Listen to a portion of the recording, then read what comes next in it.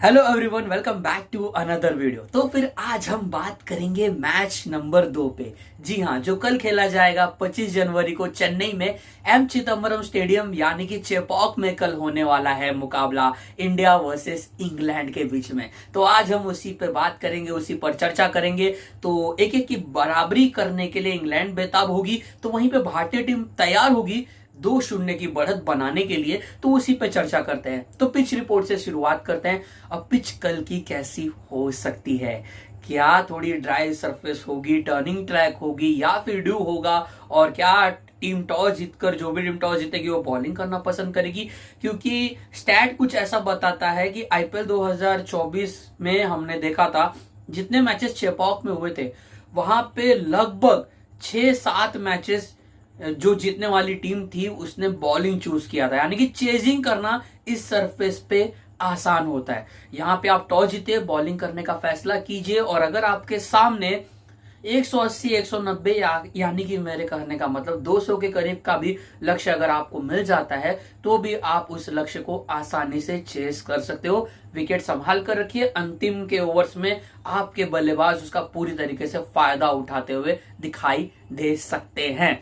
तो comparison Eden garden की surface यानी कि ईडन गार्डन की ग्राउंड की डायमेंशन से चेपॉक का ग्राउंड बहुत बड़ा है, तो बल्लेबाजों को थोड़ा अतिरिक्त एक्स्ट्रा एफर्ट लगाना होगा लंबे लंबे छक्के मारने के लिए। गैप्स में भी आपको ज्यादा खेलते हुए दिखाई देंगे वो बल्लेबाज जो टाइमिंग के बहुत ही बढ़िया जाने जाते हैं। यानी कि टाइमिंग के लिए वो बल्लेबाज जाने जाते हैं, तो आपको खेलते हुए दिखाई देंगे गैप में। जैसे कि तिलक वर्मा बहुत अच्छे शॉट्स लगाते हैं, गैप में अच्छा खेलते हैं।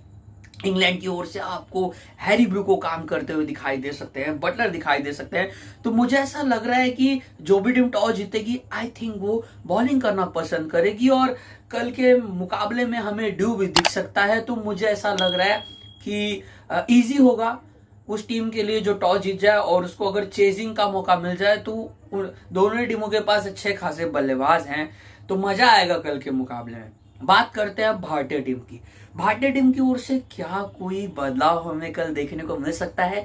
यानी कि क्या कल मोहम्मद शमी हमें दिखेंगे? मोहम्मद शमी जो कि 2024 में एक भी उन्होंने इंटरनेशनल क्रिकेट गेम नहीं खेला। 2023 वर्ल्ड कप का फाइनल उनका आखिरी अंतर्राष्ट्रीय गेम था, लेकिन पूरी तरीके से बेताब है मोहम्मद शमी। कुछ पता नहीं है दोस्तों कि क्या इंजरी के कंसर्न है, या फिर कॉम्बिनेशन के हिसाब से उनको थोड़ा मौका नहीं मिला था पिछले मुकाबले में। आई डोंट नो, बट मुझे ऐसा लग रहा है कि शायद वहां पे जो सरफेस जिस अंदाज की थी कोलकाता की, वहां पे वो निर्णय सही था कि 3 स्पिनर्स के साथ जाना, वो टैक्टिक काम आ गया भारतीय टीम के लिए। लेकिन यहाँ पे हार्दिक पांड्या है, अर्शदीप सिंह है, और कहीं ना कहीं दिखा था कि थोड़ा सा हमारा पेस अटैक में हार्दिक पांड्या पे थोड़े हावी हो गए थे इंग्लिश बैटर्स। तो यहाँ पे क्या मोहम्मद शमी की जगह बनेगी या नहीं बनेगी? एक ही बदलाव हो सकता है जो मुझे लग रहा है, शमी आएंगे, शमी भाई आएंगे, और शायद रवि बिश्नोई को बाहर जाना पड़ सकता है। बट हम जानते हैं चेपॉक को किस चीज के लिए। चेपॉक नोन फॉर स्पिनिंग, यानी कि यहाँ पे गेंद बहुत टर्न होती है। आपके पास लोकल बॉय वरुण चक्रवर्ती होंगे, अक्षर पटेल कप्तान होंगे, वही काम कर सकते हैं बढ़िया तरीके से रवि बिश्नोई। क्योंकि देखिए बाउंड्री बहुत बड़ी है, और उसका फायदा स्पिनर्स अच्छे से उठा सकते हैं। एक साइड की एंड की बाउंड्री आपको बड़ी मिल जाएगी, तो उस हिसाब से सूर्या बॉलर्स को लगाएंगे, और 3 ओवर आपको 3 स्पिनर मिलेंगे, 12 ओवर का स्पिन। और आपको ये दिख रहा है कि विपक्षी टीम स्पिन के सामने कहीं ना कहीं घुटने टेक रही है, स्पिन के सामने थोड़े इंग्लिश बैटर असमर्थ हो जाते हैं। तो रवि बिश्नोई को खिलाना भी गलत निर्णय नहीं होगा। अब सब कुछ निर्भर करता है यहाँ पे पिच को देखते हुए सूर्य कुमार यादव पे और हमारे हेड कोच गौतम गंभीर पे, कि वो क्या निर्णय लेंगे। या तो शमी आएंगे, या तो फिर आपको यही सेम प्लेइंग 11 दिखाई दे सकती है। अब इस प्लेइंग 11 में अगर हम बैटिंग लाइनअप की बात करें, तो अच्छी खासी बैटिंग लाइनअप है हमारी। संजू अच्छे फॉर्म में है, बढ़िया अर्धशतक लगा के अपनी प्रबल दावेदारी स्पष्ट की है कि मैं ही अब ओपन करना चाहूंगा आने वाले T20I गेम्स जहां पे भारतीय टीम खेलेगी। मैं बात कर रहा हूं अभिषेक शर्मा की। तिलक वर्मा भी अच्छे फॉर्म में है। फिर आप देख लीजिए हार्दिक पांड्या, रिंकू सिंह, नीतीश कुमार रेड्डी का आपको वो नॉक याद आएगा बांग्लादेश के सामने होम सीजन में। तो हमारे पास बल्लेबाज अच्छे खासे हैं। मैं एक बल्लेबाज का नाम आपको जो मैंने नहीं बताया, वो है हमारे भारतीय कप्तान सूर्य कुमार यादव। बहुत बढ़िया बल्लेबाज हैं, लेकिन जब से उन्होंने T20 विश्व कप भारतीय टीम ने जो जीता 2024 का, उसके बाद से अभी तक सूर्या के फॉर्म में थोड़ा सा मैं कहूंगा कि वो थोड़ा सा ना स्पार्क थोड़ा जो है ना, यानी कि जो जिस इंटेंट से सूर्या पहले बतौर प्लेयर खेलते थे, कहीं ना कहीं थोड़ा थोड़ा कम हुआ है। जो कि पिछली 10 पारियां अगर हम सूर्य कुमार यादव की देखें तो वहां पे मात्र 2 अर्धशतक दिखाई देगा। 58 रन गॉल में बनाया था 2024 जब भारतीय टीम ने श्रीलंका का दौरा किया था। फिर बांग्लादेश के सामने एक आपको होम सीजन में एक अर्धशतक दिखेगा। उसके बाद में वो 50+ वाली पारी हमें सूर्या की ओर से नहीं दिखाई दी है। हाँ, इसमें आपको दिखेगा कि 14 गेंदों में 29 रन उन्होंने ग्वालियर में बांग्लादेश के सामने बनाया। मैं एक और देख रहा हूँ 12 गेंदों में 26 रन, वो इंटेंट दिख रहा है, यानी कि कप्तान खेल रहा है, हमारे भारतीय कप्तान सूर्य कुमार यादव खेल रहे हैं T20I फॉर्मेट के, तो फियरलेस इंटेंट से खेल रहे हैं, ये तो दिख रहा है। लेकिन वो बड़ी पारी हमें नहीं दिखाई दी। तो मेरा मानना यह है कि थोड़ा समय ले सकता है सूर्या, क्योंकि उस कैलिबर के वो बल्लेबाज हैं कि अगर उनका स्ट्राइक रेट सपोज कीजिए 80-90 के करीब का भी हो, 100 के करीब का भी हो, तो उसको सडनली ना कुछ क्षणों बाद उसको शिफ्ट करके 5वें गियर पे लेके जाके, छठे गियर पे लेके जाके 160-170 के करीब भी लेके जा सकते हैं, यानी कि 150 के ऊपर का स्ट्राइक रेट आपको कुछ ओवर के बाद भी दिख सकता है अगर सूर्या पूरी तरीके से सेट हो जाएंगे तो। और इस बैटिंग लाइनअप में मुझे सिर्फ सूर्या ये भी दिख रहे हैं जिनकी पिछले कुछ पारियों में वो अच्छी पारी हमें नहीं दिखाई दे, यानी कि पिछले 10 पारियों में मात्र 2 अर्धशतक है। तो मैं चाहूंगा कि यह T20 सीरीज सूर्या भी कुछ अच्छी पारी, विशाल पारी खेलें। अभी तक मैं गलत नहीं रहूंगा तो 4 T20I 100 सूर्या ने लगाए हैं, तो बतौर कप्तान हम देखना चाहेंगे कि एक और वो शतक लगा दे। आई थिंक पहले मारा है कि नहीं मारा है, बताइए आप कमेंट करके मुझे।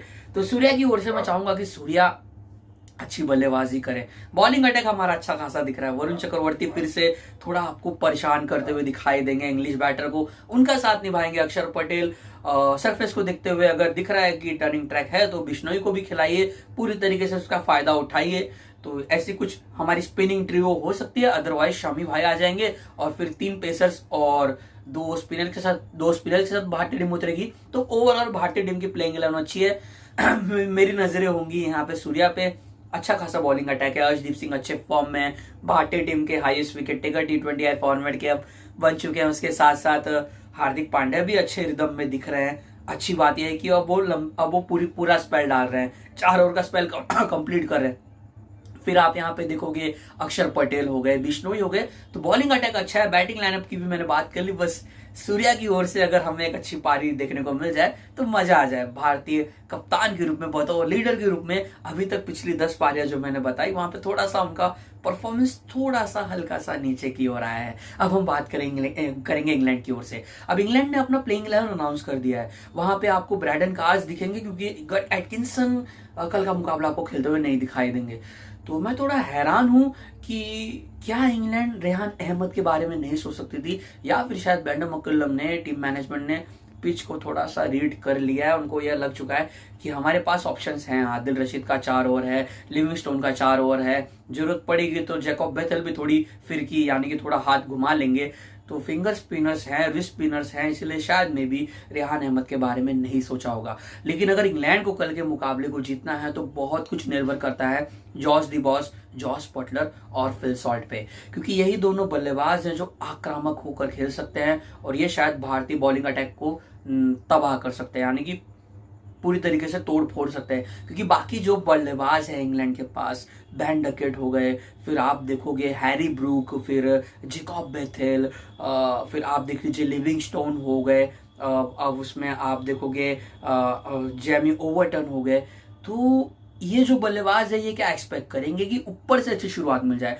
बटलर अगर सॉल्ट का कल रन नहीं बनेगा, यानी कि उनकी पारी अगर कल खामोश रही, उनके बल्ले से अगर अच्छे खासे रन नहीं आए तो पूरी तरीके से बर्डन प्रेशर आएगा यहाँ पे बेथल, हैरी ब्रूक और लिविंगस्टोन, और कहीं ना कहीं ये बल्लेबाज थोड़ा स्पिन के सामने फंसते हैं। और मिडल ओवर्स के गेम में इंग्लैंड क्या चाहेगा कि पावर प्ले उनके लिए अच्छा जाए, ताकि जब मिडल ओवर का कारवा जब आगे की ओर बढ़े तो उनके पास ना विकेटें बची हों, और तब वहां पे इंग्लैंड थोड़ा आक्रामक होकर खेल सकता है। बट अगर सपोज कीजिए नई गेंद के साथ फिर से थ्रेड बन जाते हैं, अर्शदीप सिंह शुरू में विकेट झटक लेते हैं, तो फिर आपको परेशान होते हुए फिर से यह बैटिंग लाइनअप दिखाई दे सकती है। इंग्लैंड की बॉलिंग की अगर बात करें तो अच्छे खासे उनके पास बॉलर्स हैं। 133 रन को जब डिफेंड किया तो वहां पे 2 विकेटें जोफ्रा आर्चर ने ली थी, तो कहीं ना कहीं आर्चर का अनुभव काम आएगा। मार्क वुड भी है, ब्रैडन कास भी अच्छी तेज गति से गेंदबाजी करते हैं, आदिल रशीद है, लिविंगस्टोन है। उनकी प्लेइंग 11 में अगर बैटिंग लाइनअप को देखा जाए, बॉलिंग लाइनअप को देखा जाए, तो अब अगर मौजूदा बात, अगर अब करंट सिनेरियो में कहें कि कौन सा पलड़ा इंग्लैंड का भारी है, कहीं ना कहीं आप कहोगे कि चलिए बॉलिंग अटैक उनका है अच्छा खासा, लेकिन स्पिन के सामने जो इंग्लिश बैटर फेल हुए थे कोलकाता में, जहां पे सिर्फ 12 ओवर के स्पिन के सामने इंग्लिश बैटर ने भारतीय गेंदबाजों के सामने 67 रन ही बनाए, तो ये कहीं ना कहीं समस्या दिखाई दे रही है और उसका निवारण भी ढूंढना होगा। और निवारण यही हो सकता है कि ऊपर से अगर फिल सॉल्ट ऊपर से अगर तबाही फैला दे, वो अगर वो जैसे केकेआर के लिए खेलते थे आईपीएल 2024 में, हमने देखा था जो आक्रामक रूप में सॉल्ट खेलते हैं, जो हमने उनका नेचर देखा है, अगर सॉल्ट का बल्ला बोल गया तो फिर काम आसान हो जाएगा, लेकिन अगर सॉल्ट जल्दी आउट होते हैं, बटलर कुछ कर नहीं पाते हैं, तो फिर ये जो आपको बाकी बल्लेबाज दिखेंगे ना, थोड़ा सा भारत में इनका आंकड़ा उतना अच्छा नहीं है। एक्सपेक्ट मैं लिविंगस्टोन के लिए वही कहूंगा, स्पेशली पेस के सामने तो लिविंगस्टोन का स्ट्राइक रेट बहुत अच्छा होता है, लेकिन जब स्पिन आता है तो कहीं ना कहीं थोड़ा सा मुझे ऐसा लग रहा है, फीलिंग आ रही है कि इंग्लिश बल्लेबाज थोड़ा अच्छे तरीके से उसको टैकल नहीं कर पा रहे हैं। और वो आक्रामक होते हुए आपको इंग्लिश बल्लेबाज भारतीय स्पिनर के सामने तभी दिखाई दे सकते हैं जब ऊपर से अच्छी शुरुआत मिलेगी। तो दोनों ही टीमों के ऊपर मैंने बात की, तो उम्मीद करता हूं दोस्तों ये आपको वीडियो जरूर पसंद आया होगा। आपकी क्या राय है, आपको क्या लगता है कल कौन जीतेगा दूसरा T20I मैच? टॉस बहुत ही क्रूशियल रोल अदा करने वाला है। जो भी टीम टॉस जीतेगी आई थिंक समझ कर चलेगी उसको थोड़ा बेनिफिट एक्स्ट्रा मिल जाएगा, लेकिन यह नहीं, इसका कहने का मतलब ये नहीं कि यहाँ पे टारगेट डिफेंड नहीं होते हैं जरूर होते हैं। तो मजा आने वाला है, अच्छा कॉन्टेस्ट हमें देखने को मिलने वाला है। इंग्लैंड 1-0 से पिछड़ी हुई है, लेकिन यह टीम बहुत ही बेहतरीन है और इस फॉर्मेट की सबसे स्ट्रॉन्ग टीम मानी जाती है इंग्लैंड की टीम। तो भारतीय टीम को उनको हल्के में नहीं आंकना होगा। वरुण चक्रवर्ती सामने होंगे, बिश्नोई होंगे, अक्षर पटेल भी होंगे, ये तीनों स्पिनर्स एक साथ खेलते हुए दिखाई दे सकते हैं अगर शमी को मौका ना मिले तो। और फिर इन तीनों स्पिनर्स के सामने इंग्लिश बैटर्स कैसा खेलेंगे, ये कॉन्टेस्ट हमें देखने को बहुत मजा आएगा, देखने को मिलेगा भी। तो उम्मीद करता हूं दोस्तों आपको ये वीडियो जरूर पसंद आया होगा।